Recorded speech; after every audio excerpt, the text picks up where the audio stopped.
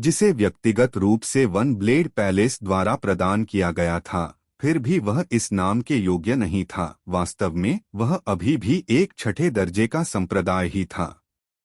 विशाल द्वीप के लिए एक छठे दर्जे का संप्रदाय एक झटके से नष्ट हो सकता था।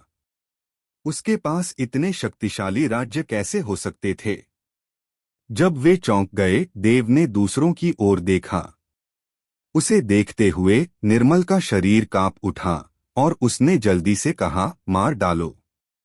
वांग परिवार के लोग भी उसी समय बाहर निकल आए। उनकी आभा चमक रही थी, उनकी साधना प्रदर्शित हो रही थी। जड़ शून्य महल के लोगों की बात करें तो देव के पिछले प्रदर्शन के बाद उन्हें केतन के बोलने की जरूरत ही नहीं पड़ी। वे पहले ही आकाश और धरती को घेरते हुए मारने के लिए आगे बढ़ चुके थे। कुल मिलाकर केवल 3 मानचित्र हड्डियां हैं।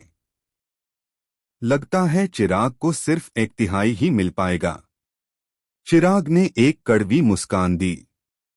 वह जानता था कि वह लालची नहीं हो सकता, वरना उसे नक्शे की एक भी हड्डी नहीं मिलती। उसके बोलते ही चिराग के हाथ में एक विशाल गदा प्रकट हुई। यह गदा 2 मीटर लंबी थी, नुकीले कांटों से ढकी हुई, बेहद तीखी लग रही थी। उन कांटों पर दूधिया सफेद रोशनी की परतें परावर्तित हो रही थीं, जो साफ तौर पर बता रही थीं कि यह कम से कम एक निम्न श्रेणी का संत आत्मा श्रेणी का हथियार था। चिराग का शरीर पहले पतला था, किसी विद्वान जैसा, जो इस गदा के साथ बिल्कुल मेल नहीं खाता था। देव भी इसे देखकर थोड़ा स्तब्ध रह गया। चिंतन में देव ने एक कदम आगे बढ़ाया। उसकी आकृति अचानक गायब हो गई। यह स्वर्गीय ड्रैगन के 9 चरणों का पहला कदम था, जिससे गति बहुत बढ़ गई। यह कदम देव ने कुसुम की ओर बढ़ाया। कुसुम की आकृति अभी भी 40 झांग की ऊंचाई पर थी। देव को पास आते देख उसका चेहरा बदल गया और उसके पूरे शरीर पर नारंगी रोशनी दिखाई देने लगी। दूसरे लोग सोचते हैं कि मेरा विशाल द्वीप ऊंचाई के आधार पर साधना को वर्गीकृत करता है, लेकिन वे यह नहीं जानते कि वास्तव में इसे 7 रंगों के आधार पर वर्गीकृत किया जाता है। कुसुम ने ठंडी सांस ली। वह लाल रोशनी उसी क्षण फूट पड़ी, अत्यंत तीव्र, और फिर तेजी से सिकुड़ गई, अंततः एक लाल रिबन में बदल गई, जो कुसुम के हाथ में आ गिरा। धमाका! उसकी हथेली धीरे से हिलती हुई प्रतीत हुई, लेकिन एक जोरदार गर्जना हुई। रिबन शून्य क्षेत्र में घुस गया, तेजी से फैला और सीधे देव के चारों ओर लिपट गया, उसे रोकने के इरादे से। इस समय देव बिना किसी हिचकिचाहट के मारने के लिए पूरी तरह से आगे बढ़ चुका था। उसने ध्रुवीय रात्रि से वार किया, जिससे रिबन सीधे 2 टुकड़ों में बंट गया। रिबन टूट गया, लेकिन जल्दी से फिर से संघनित हो गया। लेकिन जब तक वह फिर से संघनित हुआ, देव पहले ही आ चुका था। फुसफुसा! ध्रुवीय रात्रि नीचे की ओर वार करती हुई सीधे कुसुम के सिर के ऊपर प्रकट हुई। कुसुम का चेहरा पूरी तरह बदल गया और वह लगभग तुरंत ही एक दिव्य रत्न निगलने वाली थी, लेकिन देव पहले ही तैयार हो चुका था।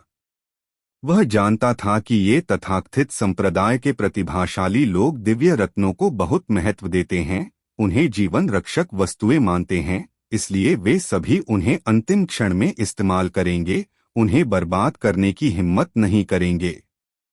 इसी बात को समझकर देव इन संप्रदाय के प्रतिभाशाली लोगों को तुरंत मार डालने में सक्षम था। ठहर जाओ! कुसुम के हाथ में एक दिव्य रत्न प्रकट होते देख देव ने अचानक अपना बायां हाथ बढ़ाया और हल्के से कुसुम की ओर इशारा किया। कुसुम का दिल कांप उठा।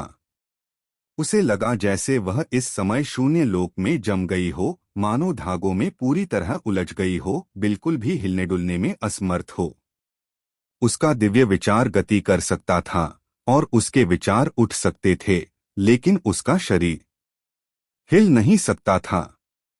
दिव्य रत्न को अपने हाथ में प्रकट होते हुए फिर भी उसे निगल न पाने की स्थिति में कुसुम के दिल में गहरी निराशा और गहरा अफसोस पैदा हो गया। अगर उसे यह पता होता तो उसे देव के कदम उठाते ही उसे निगल लेना चाहिए था। फुस। ध्रुवीय रात्रि रात के आकाश में एक तेज रोशनी की तरह चमक उठी, बेहद तेज, कुसुम के सिर के ऊपर से नीचे की ओर कटती हुई। कुसुम का 40 झांग लंबा शरीर, हालांकि एक सामान्य व्यक्ति के भौतिक शरीर से कहीं ज्यादा मजबूत था, ध्रुवीय रात्रि के नीचे पतले कागज जैसा था, जिसे आसानी से 2 हिस्सों में काटा जा सकता था। उसकी आदिम आत्मा भी उस एक प्रहार से शून्य में बदल गई। देव ने अपनी हथेली हिलाई और कुसुम का भंडारण थैला तुरंत उसके हाथ में आ गिरा। साथ ही वह दिव्य रत्न भी, जिसे कुसुम पहले ही निकाल चुकी थी लेकिन निगल नहीं पा रही थी। उसने भंडारण थैले को गौर से देखा। उसमें कई आत्मा रत्न, कई अन्य वस्तुएं और यहाँ तक कि नारंगी रिबन भी अंदर था। देव रेशम से एक संत आत्मा श्रेणी की आभा, एक मध्यम श्रेणी की संत आत्मा श्रेणी निकलती हुई महसूस कर सकता था। जब देव का दिव्य विचार उस पर पड़ा तो रेशम जोर से कंपन करने लगा, जिससे साफ जाहिर था कि उसके भीतर की कलाकृति आत्मा देव को नहीं पहचान पा रही थी। देव जैसे कलाकृति शोधन महागुरु के लिए ऐसी कलाकृति आत्मा से निपटना उसके बस की बात नहीं थी। धमाके से धमाका। उसने रेशम पर कई बार थपथपाया, जिससे वह जोर से हिलने लगा और उसकी नारंगी चमक काफी कम हो गई, मानो वह पूरी तरह से गायब होने वाली हो।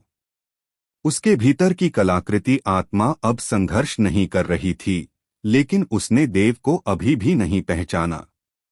देव स्वाभाविक रूप से यह समझ गया, बल काम नहीं करेगा। ऐसी कलाकृति आत्माओं के लिए जब तक उन्हें लुभाया न जाए, वे पहचाने जाने के बजाय गायब हो जाना पसंद करेंगी। अगर उन्हें पहचाना नहीं गया तो संत आत्मा श्रेणी का हथियार अपनी पूरी शक्ति प्रदर्शित नहीं कर पाएगा और एक गलत नाम होगा। संप्रदाय में लौटने के बाद मैं तपन या अजीत से इसे ठीक से परिष्कृत करवाऊंगा। देव हल्के से मुस्कुराया और रेशम सीधे विवंश की ओर फेंक दिया। यह ले लो और वापस आने पर अपनी बहन को दे दो, यह उस पर बहुत जंचता है। बहुत बहुत धन्यवाद संप्रदाय गुरु। विवंश, जो युद्ध के बीच में था, जोर से हंसने में कामयाब रहा। ये तुम्हारे लिए हैं। देव ने कुसुम की भंडारण थैली से प्राप्त 10 दिव्य रत्न निकाले और उन्हें ईशान और अन्य लोगों की ओर फेंक दिया। कोई छीनाझपटी नहीं हुई।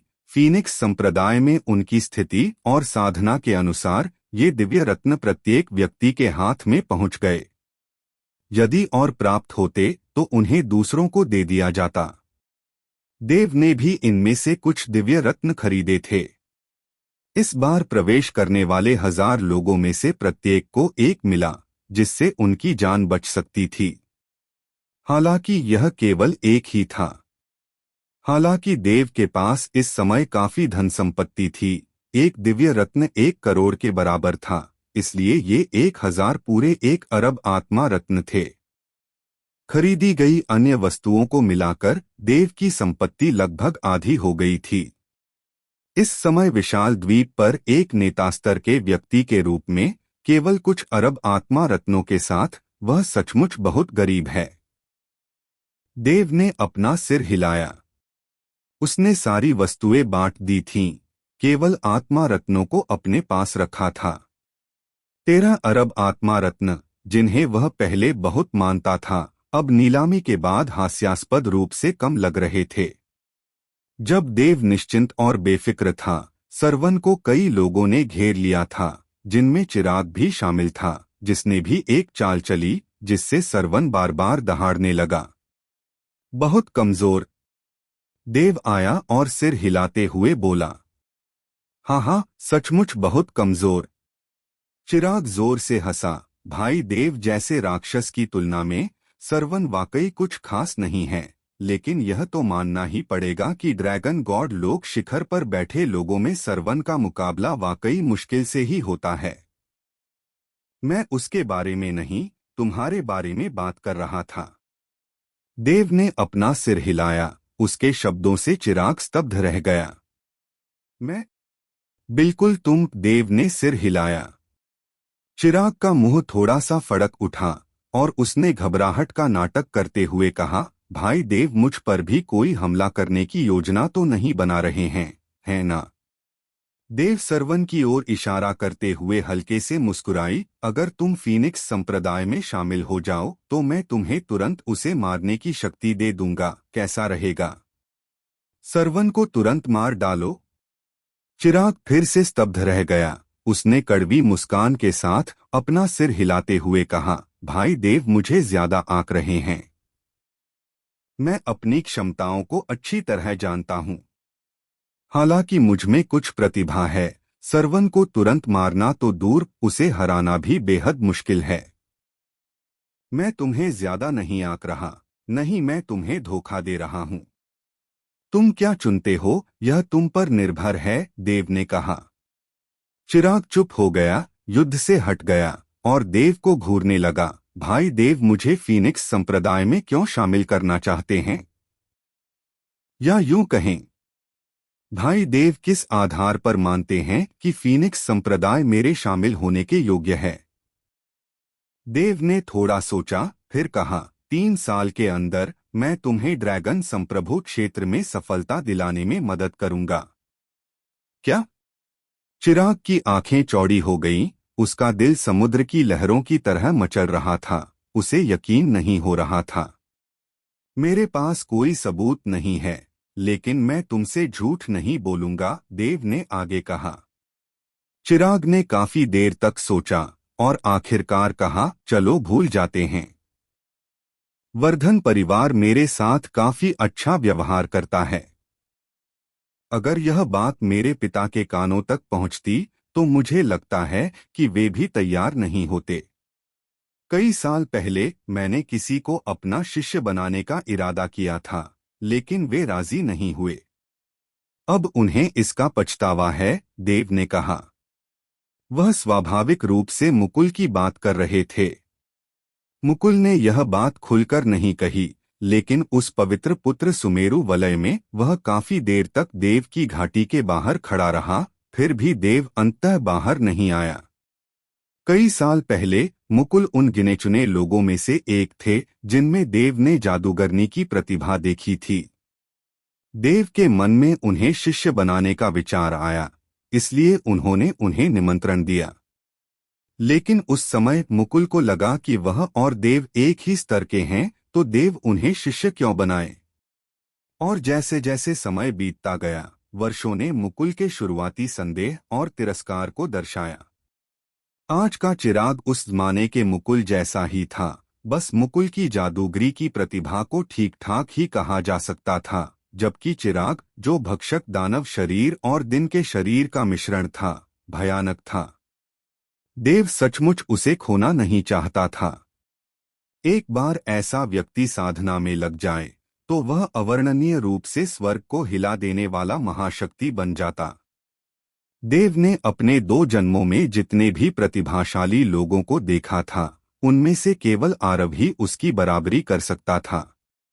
भाई देव का मतलब है कि मुझे भी भविष्य में इसका पछतावा हो सकता है, चिराग ने भौहें चढ़ाई। शायद पछतावा न हो, लेकिन जरूर पछतावा होगा। देव की नजर ईशान और बाकी लोगों पर पड़ी। कई साल पहले यह संप्रदाय अज्ञात था, सिर्फ एक ड्रैगन शिरा क्षेत्र था। अब यह संप्रदाय किसी भी ड्रैगन देव क्षेत्र को परास्त कर सकता है। कई साल पहले फीनिक्स संप्रदाय अज्ञात था, सिर्फ एक 9वें दर्जे का संप्रदाय था।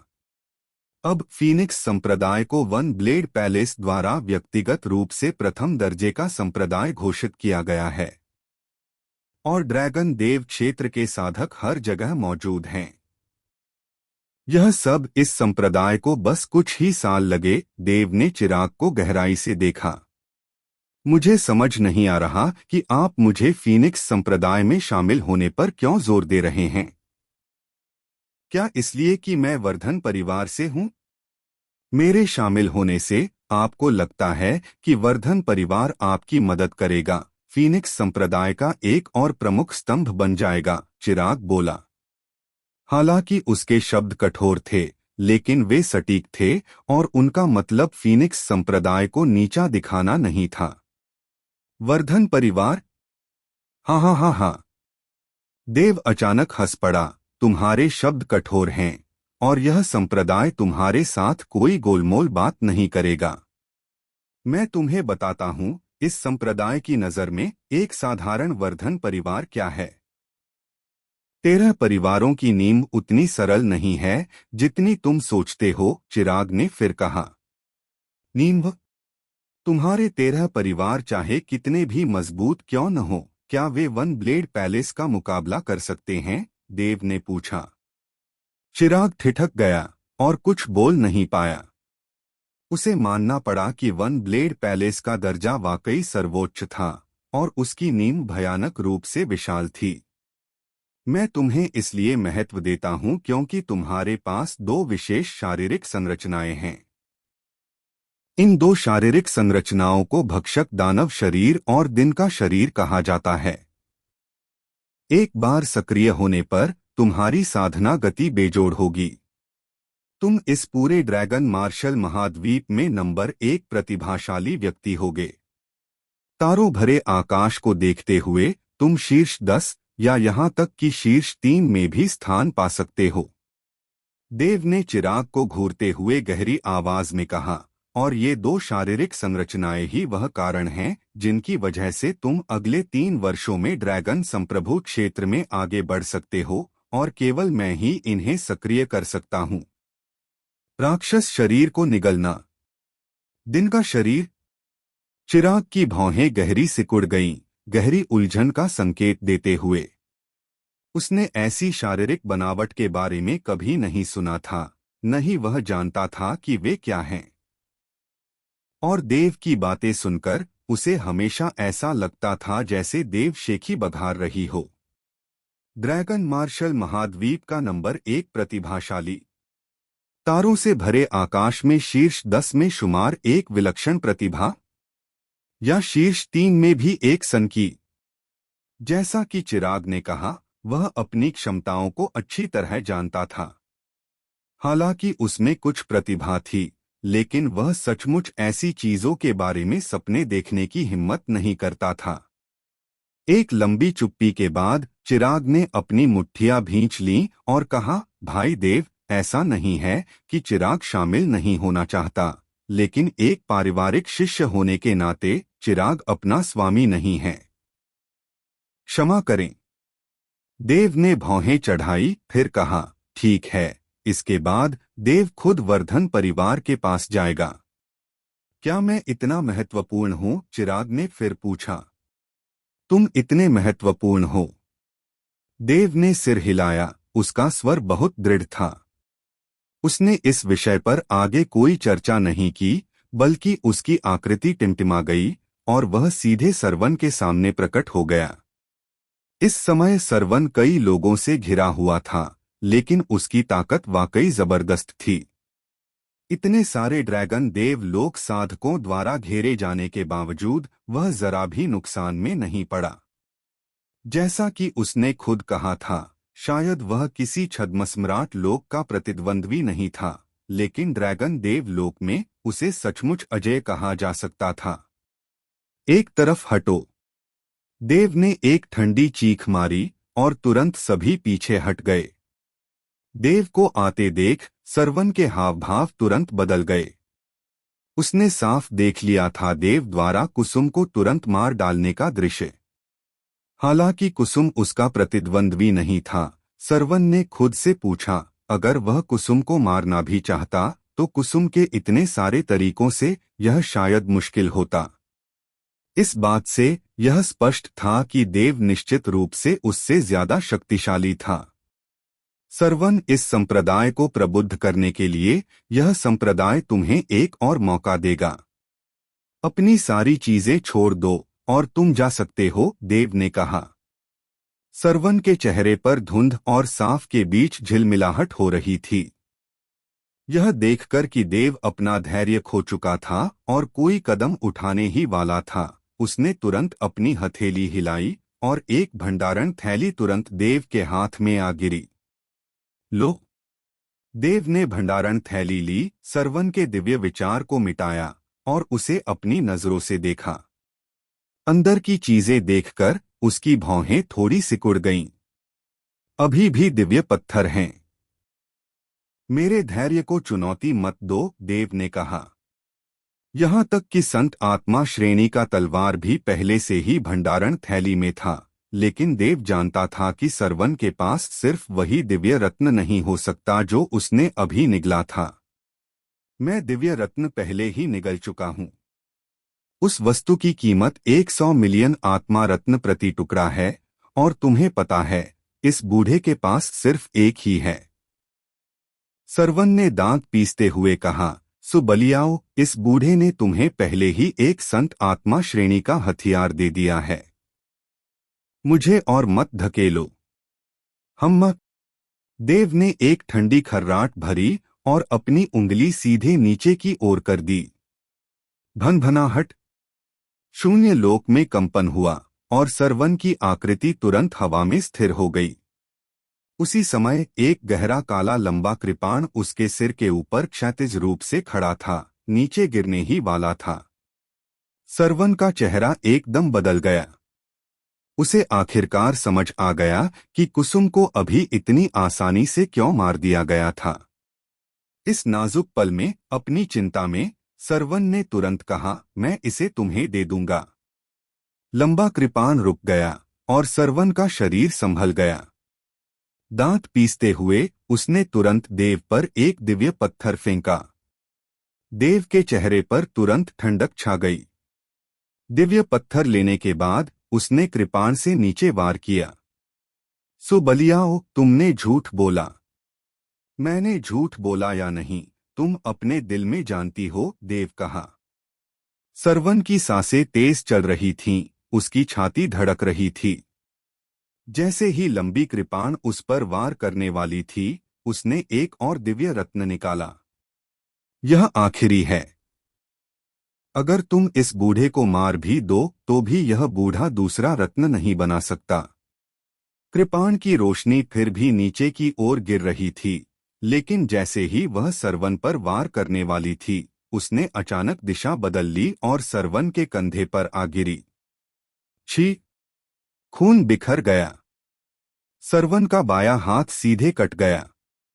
देव ने अपनी हथेली हिलाई और पोलर नाइट, यह बायां हाथ और वह दिव्य रत्न सब इकट्ठा हो गए। यही तुम्हारे झूठ की कीमत है, देव ने कहा। सरवन ने अपना कंधा ढक लिया, कुछ नहीं कहा, और उसकी आकृति दूर चली गई। देव जानता था कि 3 दिव्य रत्न ही सरवन की सीमा थे। अगर हम फिर मिले तो तुरंत मुझसे 1000 झांग दूर हट जाओ, वरना तुम्हें अंजाम पता चल जाएगा। यह धीमी आवाज सरवन के कानों तक पहुंची। सरवन का दिल गहरी नफरत से भर गया, लेकिन वह एक पल भी रुकने की हिम्मत नहीं जुटा पाया। सोंग परिवार और विशाल द्वीप के लोगों की बात करें तो जिन्होंने आत्मसमर्पण किया, उन्होंने अपना सार रक्त छोड़ दिया। जिन्होंने आत्मसमर्पण नहीं किया, उन्हें सीधे मार दिया गया। वर्तमान स्थिति, चाहे विशाल द्वीप के लोग हों या सोंग परिवार के, वे सभी इसे अच्छी तरह जानते थे, इसलिए उनमें से अधिकांश ने आत्मसमर्पण करना चुना और अपना सार रक्त सौंप दिया। और वे यह भी पूरी तरह समझ गए थे कि वांग परिवार, वर्षावन संप्रदाय और Z0 महल के केतन आदि के लोग फीनिक्स संप्रदाय के नियंत्रण में क्यों थे। अंतिम युद्ध का परिणाम यह हुआ कि विशाल द्वीप और सोंग परिवार के लगभग 70 से ज्यादा लोग मारे गए। कुल मिलाकर 360 से ज्यादा लोगों ने आत्मसमर्पण कर दिया और फीनिक्स संप्रदाय में शामिल हो गए। उनके शामिल होने से सभी को लगा कि उनकी शक्ति अचानक और अदृश्य रूप से बहुत बढ़ गई है। इस उछाल ने उन्हें एक पल के लिए यह भ्रम भी दिया कि वे एक छद्म सम्राट क्षेत्र के विरुद्ध लड़ सकते हैं। हालांकि यह सिर्फ एक भ्रम था। इस प्राचीन युद्ध क्षेत्र में उनकी मायावी शक्ति वास्तव में बढ़ रही थी। उनमें से कई ड्रैगन देव क्षेत्र के शिखर पर पहुंच गए थे, और यहां तक कि ड्रैगन कोर क्षेत्र के लोग भी ड्रैगन देव क्षेत्र में प्रवेश कर गए थे। उनके साथ ही विवंश और अन्य लोगों के शामिल होने से फीनिक्स संप्रदाय के लोगों की वर्तमान संख्या पूरी तरह से 1000 से अधिक हो गई थी। इसके अलावा इस प्राचीन युद्ध क्षेत्र में इन 1000 लोगों की मायावी शक्ति पूरी तरह से ड्रैगन देव लोक में थी। यह कहा जा सकता है कि वर्तमान फीनिक्स संप्रदाय अपने सामने आने वाली किसी भी शक्ति को परास्त कर सकता था। देव ने सरवन से प्राप्त 2 दिव्य रत्नों को फीनिक्स संप्रदाय के शिष्यों की ओर फेंक दिया। जहां तक निम्न श्रेणी के संत आत्मा श्रेणी के तलवार का प्रश्न है, कुछ विचार करने के बाद देव ने उसे नगर के ड्रैगन दिव्य रक्षकों में से एक की ओर फेंक दिया। इस व्यक्ति का नाम सचिन था। उसकी वास्तविक साधना ड्रैगन देव लोक के प्रारंभिक चरण में थी। देव को तलवार फेंकते देख वह तुरंत चकमा देकर भाग गया। तुम चकमा क्यों दे रहे हो? यह तुम्हारे लिए है, देव मुस्कुराया। मेरे लिए? सचिन वहीं स्तब्ध खड़ा रहा। क्या यह संत आत्मा श्रेणी का हथियार नहीं है? हाँ, इसीलिए मैं इसे तुम्हें दे रहा हूं। देव ने साहसपूर्वक मुस्कुराते हुए कहा, मुझे याद है तुम वध देवता मंडप की स्थापना के आरंभ से ही इसमें शामिल हो गए थे, है ना? इतने वर्षों में तुम मेहनती रहे हो। यह तुम्हारे लिए एक पुरस्कार है। यह सचिन ने अपने हृदय में उमड़ते उत्साह को दबाते हुए एक गहरी सांस ली और लगभग गरजते हुए बोला, धन्यवाद संप्रदाय गुरु। सचिन संप्रदाय गुरु को निराश नहीं करेगा, चाहे इसके लिए उसे तलवारों के पहाड़ों और आग के समुद्रों से भी गुजरना पड़े, वह हिचकिचाएगा नहीं। देव मुस्कुराई और धीरे से सिर हिलाया। बाकी सभी लोग सचिन को ईर्ष्या से देख रहे थे। खासकर चिराग, जो वर्धन परिवार का प्रत्यक्ष वंशज है, इस बार नेतृत्व कर रहा था और अभी अभी ही परिवार ने उसे एक संत आत्मा श्रेणी का खजाना दिया था और वह स्थायी रूप से रखने के लिए भी नहीं था, केवल इस संप्रदाय प्रतियोगिता में उपयोग के लिए था। प्रतियोगिता समाप्त होने के बाद उसे तुरंत वापस करना पड़ा। लेकिन देव ने एक ही चाल में 2 संत आत्मा श्रेणी के खजाने निकाल दिए, एक मध्यम श्रेणी का और एक निम्न श्रेणी का। यह तो बस बेहद ईर्ष्यालु। इस समय चिराग ने यह भी सोचना शुरू कर दिया कि उसे फीनिक्स संप्रदाय में शामिल होना चाहिए या नहीं। विशाल द्वीप और सोम परिवार के लोगों से निपटने के बाद केवल वर्धन परिवार और फीनिक्स संप्रदाय ही बचे थे। फीनिक्स संप्रदाय मुख्य शक्ति और वर्धन परिवार सहायक के रूप में अन्य लोग जैसे जेड वॉइड पैलेस, रेनफॉरेस्ट संप्रदाय, वांग परिवार और विशाल द्वीप और सोम परिवार के लोग जिन्होंने अभी अभी आत्मसमर्पण किया था, नक्शे की हड्डियां प्राप्त करने के योग्य नहीं थे। देव ने सोचा, फिर चिराग की ओर देखा, तुम्हें क्या लगता है कि ये नक्शे की हड्डियां कैसे बांटी जानी चाहिए? चिराग ने एक अजीब सी मुस्कान दी, सच कहूं तो तुम्हारे फीनिक्स संप्रदाय की ताकत से विशाल द्वीप और सोम परिवार के लोगों को खत्म करना आसान होगा। मेरे वर्धन परिवार की भागीदारी तो बस सोने पर सुहागा थी। तार्किक रूप से मुझे ये नक्शे की हड्डियां नहीं मांगनी चाहिए थीं, लेकिन वह संत की खोपड़ी वाकई बहुत महत्वपूर्ण है, इसलिए मुझे एक चाहिए। देव कुछ देर तक चिराग को घूरती रही, जिससे चिराग असहज महसूस करने लगा। 2 सवाल। देव ने अपनी आवाज, जो सिर्फ उन दोनों को सुनाई दे रही थी, प्रेषित की। पहला सवाल, संत की खोपड़ी का उद्देश्य सिर्फ रैंकिंग तय करना नहीं है, इस प्राचीन युद्ध क्षेत्र से निकलने के बाद भी इसका बहुत बड़ा उपयोग है ना? चिराग ने अपना सिर हिलाया, मुझे इसके बारे में नहीं पता, लेकिन पिताजी ने मुझे बताया था कि संत की खोपड़ी वाकई बहुत महत्वपूर्ण है। जहां तक इसके असली उद्देश्य की बात है, मुझे भी नहीं पता। देव ने सिर हिलाया। उसे भी लगा कि चिराग संत की खोपड़ी का उद्देश्य नहीं जान सकता। आखिरकार अगर उसके जैसे किसी व्यक्ति को पता होता, तो आयुष शायद देव को सब कुछ पहले ही बता देता। तो दूसरा सवाल, देव ने आगे कहा, चूंकि आपने पहले ही कह दिया है कि वर्धन परिवार शामिल हो या न हो, मेरा फीनिक्स संप्रदाय इन 3 संतों की खोपड़ियों को प्राप्त कर सकता है, इसलिए मैं सीधे बात करूंगा। आपको एक चाहिए। ठीक है, लेकिन आपको फीनिक्स संप्रदाय में शामिल होना होगा। जहां तक आपके वर्धन परिवार का सवाल है, इस मामले के निपटारे के बाद यह संप्रदाय स्वयं वहां जाएगा। यह चिराग हिचकिचाया। मुझे समझ नहीं आ रहा कि फीनिक्स संप्रदाय में शामिल होने से मुझे क्या फायदा होगा। आपने उन 2 फिजिक्स के बारे में जो बताया, सच कहूं तो मुझे उस पर पूरा विश्वास नहीं है। मैं आपके लिए इसकी पुष्टि नहीं कर सकता। मैं इन दोनों फिजिक्स को सक्रिय करने में आपकी मदद तभी कर सकता हूं जब आप स्वेच्छा से फीनिक्स संप्रदाय में शामिल हो जाएं। मैं आपको बस इतना ही बता सकता हूं। अगर मैं उन्हें अभी सक्रिय कर दूं और आप बाद में अपनी बात से मुकर जाएं, जबकि आप मेरे फीनिक्स संप्रदाय के दुश्मन नहीं होंगे, तो भविष्य अनिश्चित है। इसलिए अगर मुझे पूरा विश्वास नहीं है, तो मैं उन्हें सक्रिय करने में आपकी मदद नहीं करूंगा। लाभों की बात करें तो देव की आंखें चमक उठीं और वह हंसते हुए बोला, मैं तुम्हें इस प्राचीन युद्ध क्षेत्र के बारे में कुछ बता सकता हूं। मैंने संगति परिवार को भी इसके बारे में बता दिया है। अगर तुम इसमें शामिल होने के लिए राजी हो, तो मैं तुम्हें तुरंत बता दूंगा। इस बात का असर तुम्हें इस प्राचीन युद्ध क्षेत्र में संगति परिवार से दूसरे स्थान के लिए मुकाबला करने में मदद करेगा। सच में? चिराग की आंखें चमक उठीं। भाई देव, तुम्हें समझना चाहिए कि इस परीक्षण की रैंकिंग पूरी तरह से संत की खोपड़ी से तय होती है। क्या तुम मुझे कुछ संत की खोपड़ी दे सकते हो?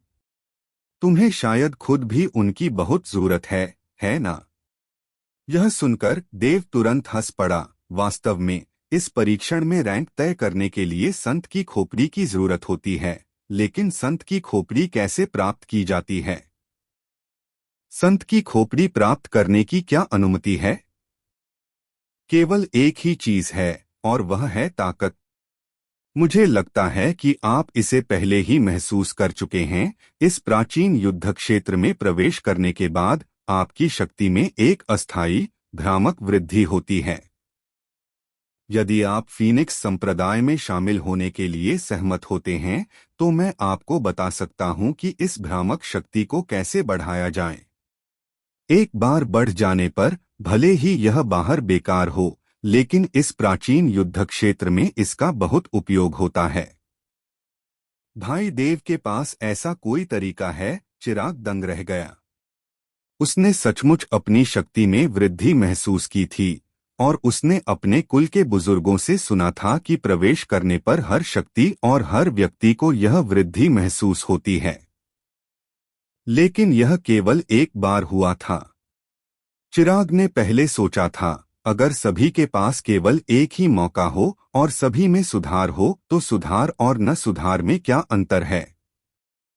अब उसे समझ में आया कि इस भ्रामक शक्ति को बढ़ाने का एक दूसरा मौका भी है। देव को सिर हिलाते देख चिराग चुप हो गया। विभिन्न कारणों को ध्यान में रखते हुए चिराग का फीनिक्स संप्रदाय को नीचा दिखाने का कोई इरादा नहीं था, न ही वह मना करना चाहता था, लेकिन उसका इसमें शामिल होने का भी कोई इरादा नहीं था। 13 परिवार 10 महासंप्रदायों के बाद दूसरे स्थान पर थे। चिराग वर्धन परिवार में पलाबढ़ा था और जानता था कि यह परिवार कितना शक्तिशाली है। कभी कभी परिवार की कुछ छिपी हुई शक्तियों के अचानक प्रकट होने से चिराग भयभीत और चिंतित भी हो जाता था। तुलनात्मक रूप से वह फीनिक्स संप्रदाय को नहीं समझता था, और अगर समझता भी था तो उसे नहीं लगता था कि फीनिक्स संप्रदाय वर्धन परिवार के बराबरी के योग्य है। वह वर्धन परिवार का युवा कुल प्रमुख था, और भविष्य में वह वर्धन परिवार कुल प्रमुख के पद के लिए दावेदारी कर सकता था। अगर वह वध देवता मंडप में शामिल हो जाता, तो कुल प्रमुख के रूप में सफल होने की उसकी योग्यता निश्चित रूप से छिन जाती। यही वह कारण था जिसने चिराग को परेशान किया। एक वर्धन परिवार का युवा कुल प्रमुख था और दूसरा फीनिक्स संप्रदाय का एक साधारण शिष्य। कोई भी चतुर व्यक्ति निश्चित रूप से जानता होगा कि कैसे चुनाव करना है। चिराग की हिचकिचाहट देव के साथ अपनी दोस्ती के कारण नहीं थी, बल्कि वह यह सोच रहा था कि फीनिक्स संप्रदाय वास्तव में कितना शक्तिशाली है। फिर भी देव ने उसे फीनिक्स संप्रदाय की ताकत नहीं दिखाई।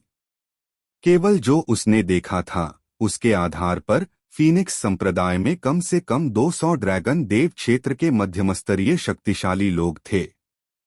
हालांकि ड्रैगन सम्राट क्षेत्र की तुलना में ड्रैगन देव क्षेत्र जितना भी शक्तिशाली था, वह फिर भी बहुत कमजोर था। अगर ड्रैगन सम्राट क्षेत्र के साधक होते तो फीनिक्स संप्रदाय को एक महान संप्रदाय कहा जा सकता था, यहाँ तक कि वन ब्लेड पैलेस के योग्य भी, जो इसे प्रथम श्रेणी का संप्रदाय घोषित करता। लेकिन अगर कोई नहीं होता तो ये ड्रैगन देव क्षेत्र के साधक अकेले पर्याप्त नहीं थे। मैं कैसे चुनूं? चिराग ने देव की ओर देखा, फिर नक्शे की हड्डियों की ओर। उसके विचार इस भव्य प्रतियोगिता की रैंकिंग, संत की खोपड़ी के उद्देश्य और वर्धन परिवार और फीनिक्स संप्रदाय के बीच तुलना के इर्द गिर्द घूम रहे थे। अगर मैं उस पर भरोसा करता हूं तो युवा कुल प्रमुख के रूप में मेरा पद निश्चित रूप से चला जाएगा, और पिता ने मुझसे बहुत उम्मीदें लगाई हैं। अगर मैं सचमुच फीनिक्स संप्रदाय को चुनता हूं तो पिता जरूर क्रोधित होंगे, और हो सकता है कि फीनिक्स संप्रदाय भी इसमें फंस जाए। लेकिन उन्होंने जो कहा वह झूठ नहीं लगता। अगर यह सब सच है तो मैं भविष्य में बहुत ऊंचाइयों तक पहुंच सकता हूं।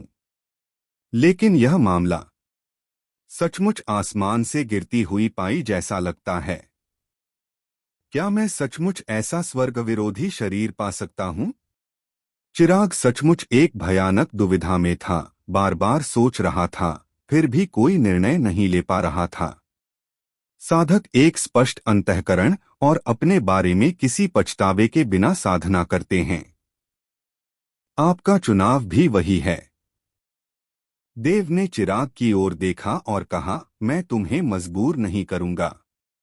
अपनी भावनाओं के अनुसार चुनाव करो। नतीजा जो भी हो, तुम्हें बाद में पछतावा नहीं होगा। कम से कम तुमने कोशिश तो की। चिराग का शरीर कांप उठा और उसने अचानक देव की ओर देखा। अगर मैं फीनिक्स संप्रदाय को चुनता हूं तो मैं युवा कुल प्रमुख नहीं रहूंगा, और मैं कुल प्रमुख पद के लिए प्रतिस्पर्धा करने का मौका खो दूंगा। तुम ही बताओ मुझे कैसे चुनना चाहिए? देव ने सोचा, फिर धीरे से कहा, तुम्हारे शब्दों में प्रतिस्पर्धा 2 शब्द हैं। तुम्हें इन दोनों शब्दों पर ध्यान से विचार करने की जरूरत है। चिराग देव को देखकर ठिठक गया और वहीं जड़वत खड़ा रहा। बिल्कुल सही। चिराग ने गहरी सांस ली और कहा, तुम सही कह रहे हो। मेरे शब्दों में संघर्ष करना वाला वाक्य था। मुझे कुल प्रमुख के पद के लिए संघर्ष करना है, और कोई नहीं जानता कि परिणाम क्या होगा। कम से कम अभी तो मेरी संभावनाएं बहुत ज्यादा नहीं हैं। लेकिन तुमने जिन 2 शारीरिक बनावटों का जिक्र किया है वे मेरे स्वाभाविक रूप से हैं। अगर वे असली हैं तो वे मेरी हैं, और कोई भी उनके लिए मुझसे संघर्ष नहीं कर सकता। तो मैं अब भी किस बात से हिचकिचा रहा हूं? हाँ, मैं तुम पर विश्वास करना चाहता हूं। मुझे उम्मीद है कि तुम मुझे धोखा नहीं दोगे। चिराग जोर से हंस पड़ा। भाई देव, इस प्राचीन युद्ध क्षेत्र को छोड़ने के बाद यह चिराग एक ड्रैगन मार्शल कॉन्ट्रैक्ट ऑर्डर लिखेगा। जो तय हो गया है उसका कभी पछतावा नहीं होगा। अच्छा। देव भी मुस्कुराया। ड्रैगन मार्शल कॉन्ट्रैक्ट ऑर्डर की कोई जरूरत नहीं है। चूंकि आपने मुझ पर विश्वास करने का फैसला किया है तो मैं भी स्वाभाविक रूप से आप पर विश्वास करूंगा। आपका एक शब्द ही काफी है। बहुत बहुत धन्यवाद भाई देव। चिराग ने गहरी सांस ली। देव ने अपनी मुट्ठियां थोड़ी भींच लीं। चिराग के फीनिक्स संप्रदाय में शामिल होने के फैसले ने भी उसे राहत दी, क्योंकि अगर चिराग की अकाल मृत्यु नहीं होती तो वह भविष्य में निश्चित रूप से एक शीर्षस्तरीय विशेषज्ञ बन जाएगा, और ऐसा विशेषज्ञ सिर्फ ड्रैगन मार्शल महाद्वीप तक सीमित नहीं होगा, बल्कि पूरे आकाशगंगा, तारों वाले आकाश से संबंधित होगा। इसके अलावा यह उसका अपना स्वैच्छिक फैसला था। वर्धन परिवार सहमत हो या न हो, देव को इसकी बिल्कुल परवाह नहीं थी। पहले देव के विचार में तपन फीनिक्स संप्रदाय का दूसरा ड्रैगन सम्राट क्षेत्र विशेषज्ञ बनने की सबसे ज्यादा संभावना वाला व्यक्ति था, लेकिन अब फीनिक्स संप्रदाय का भावी ड्रैगन सम्राट क्षेत्र विशेषज्ञ चिराग था। इसके अलावा दोनों में एक बड़ा अंतर था।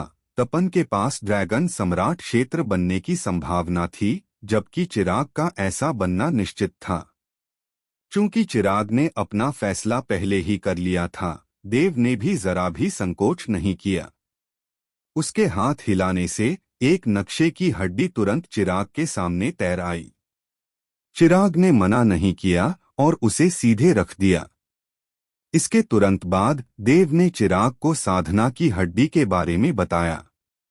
चिराग हैरान तो हुआ, लेकिन उसके पास इस मायावी शक्ति को बढ़ाने का एक तरीका भी था, जिससे वह बेहद खुश हुआ।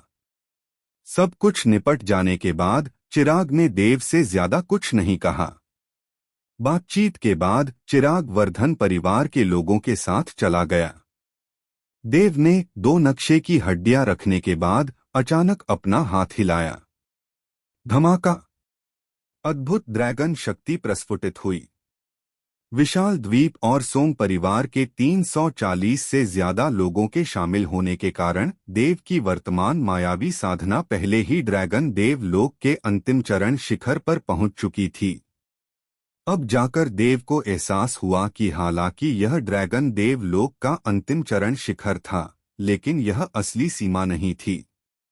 सीमा तो अंतिम चरण शब्दों को हटाकर असली ड्रैगन देव लोक के शिखर तक पहुंचने की थी। अगर मैं उन 2 संतों की खोपड़ियों को प्राप्त कर सकता हूं, तो मुझे आश्चर्य है कि क्या मेरी मायावी साधना ड्रैगन देव लोक के शिखर तक पहुंच पाएगी। देव ने मन ही मन बुदबुदाया, फिर अपना सिर हिलाया और मुस्कुराया। यह बात तो छोड़ ही दीजिए कि मैं वहां पहुंच पाऊंगा या नहीं, कम से कम मैं उस बिजली के क्लेश के माध्यम से अपनी पहली आदिम आत्मा को पूरी तरह से संघनित तो कर ही सकता हूँ। मेरी भौतिक साधना भी सफलता प्राप्त कर सकती है, और मैं इस दुनिया से बिजली के नियम को पूरी तरह से लूट भी सकता हूँ। अपने पिछले जन्म में मैंने अपनी सीमा तक साधना की थी, लेकिन मैं अभी भी नियमों के दायरे में ही सीमित था। हालांकि मैंने एक बार प्राचीन ग्रंथों में देखा था कि नियमों से ऊपर उत्पत्ति भी है। जब स्वर्ग और पृथ्वी पहली बार खुले, तब उत्पत्ति की शक्ति संघनित हुई। यह स्वर्ग और पृथ्वी से संबंधित नहीं है, बल्कि एक ही स्तर पर है। अगर मैं एक पूर्ण उत्पत्ति प्राप्त कर सकूं, या यूं कहें कि उत्पत्ति की पूरी तरह से साधना कर सकूं, तो मैं अपना खुद का तारों वाला आकाश भी बना सकता हूं। यह सोचकर देव की आंखें चमक उठीं। देव ने पहले कभी मूल को नहीं देखा था, और उसे यह भी नहीं पता था कि उसे कैसे प्राप्त किया जाए। अपने पिछले जन्म में उसने केवल नियमों की साधना की थी। जैसा कि उसने स्वयं कहा था, चूंकि वह नियमों की साधना कर रहा था, इसलिए वह नियति की इच्छा का पालन कर रहा था। लेकिन मूल नियति से संबंधित नहीं है, यह नियति के समान ही है। अगर उसके पास मूल की पूर्ण शक्ति होती, तो वह स्वयं नियति होता। नियम संसारों का निर्माण करते हैं, मूल तारों भरे आकाश का निर्माण करता है। दोनों के बीच का अंतर तुरंत स्पष्ट हो जाता है। अब मैं पहले उन संतों की खोपड़ियों को ढूंढूंगा और बिजली के क्लेश की शक्ति का उपयोग करके मूल को बाहर निकालूंगा, और फिर उसे लूटूंगा। देव ने गहरी सांस ली और नक्शे की हड्डी पर दर्ज रास्ते पर चलते हुए विवंश और उन लोगों के साथ हंसते बोलते हुए, जिनसे वह अभी अभी मिला था, उसी समय एक दूसरी जगह एक महिला बेतहाशा भाग रही थी। यह महिला असाधारण रूप से सुंदर थी और उसका शरीर सुडौल था, लेकिन इस समय वह पूरी तरह अस्तव्यस्त थी। उसके कपड़े फटे हुए थे, मुश्किल से उसके गुप्तांगों को ढक रहे थे। उनसे निकल रही दूधिया सफेद रोशनी से पता चल रहा था कि ये साधारण कपड़े नहीं, बल्कि निम्न श्रेणी के संत आत्मा श्रेणी के रक्षात्मक उपकरण थे। उसके पैरों के नीचे दूधिया सफेद रंग का एक बेहद चमकदार कांच का टुकड़ा भी था। वह महिला उस पर खड़ी थी, बेहद तेजी से आगे बढ़ रही थी। पलक झपकते ही प्रकाश की एक किरण में बदल गई और दूर जा रही थी। उसके हाथ में एक लंबी तलवार थी जो दूधिया सफेद रंग की थी। यह तलवार बेहद तेज थी और दूधिया सफेद रोशनी कहीं ज्यादा सघन थी, जिससे साफ जाहिर था कि वह मध्यम श्रेणी की संत आत्मा श्रेणी की थी। उसके सिर पर एक मुकुट भी था। मुकुट सुनहरे पीले रंग का था, जिसमें अनगिनत मोती जड़े थे। वह महिला पहले से ही बेहद खूबसूरत थी। अगर उसकी यह अस्तव्यस्त हालत और पूरे शरीर पर खून न होता, तो उस मुकुट को पहने हुए वह बेहद खूबसूरत कही जा सकती थी। और इस मुकुट के चारों ओर वही मध्यम श्रेणी की संत आत्मा श्रेणी की दूधिया सफेद रोशनी निकल रही थी। मुकुट से सुनहरी रोशनी एक प्रकाश स्तंभ की तरह फैल रही थी, जिसने महिला को पूरी तरह से घेर लिया था। हालांकि उस सुनहरी रोशनी के ऊपर कुछ दरारें थीं, जो दर्शाती थीं कि इस मध्यम श्रेणी के संत आत्मा श्रेणी के मुकुट को भी कुछ नुकसान पहुंचा था। कुल मिलाकर उसके पास 4 संत आत्मा श्रेणी की वस्तुएं थीं, जिनमें से 2 मध्यम श्रेणी के संत आत्मा श्रेणी की थीं। उनका संयुक्त मूल्य सैकड़ों अरबों या खरबों तक पहुंच सकता था। इतनी संपत्ति रखने में सक्षम एक शक्ति बहुत बड़ी होनी चाहिए, यहाँ तक कि सुपर सेक्ट भी उसकी तुलना नहीं कर सकते। केवल 3 शक्तियां ही उसकी तुलना कर सकती थीं: वानबाओ मंडप, ड्रैगन मार्शल कॉमर्स और क्लाउड सी कॉमर्स। और क्लाउड सी कॉमर्स के बाद सुपर सेक्ट अमर दाओ दरबार था। यह महिला वास्तव में वानबाओ मंडप की युवा मंडप स्वामी, अंबर परिवार की युवा कुल प्रमुख समीक्षा थी। समीक्षा के चारों ओर अंबर परिवार के दर्जनों सदस्य खून से लथपथ, उदास भाव और बढ़ते क्रोध के साथ खड़े थे, जिनमें वह बूढ़ा व्यक्ति भी शामिल था जो उस दिन नीलामी में रंजना के पीछे खड़ा था।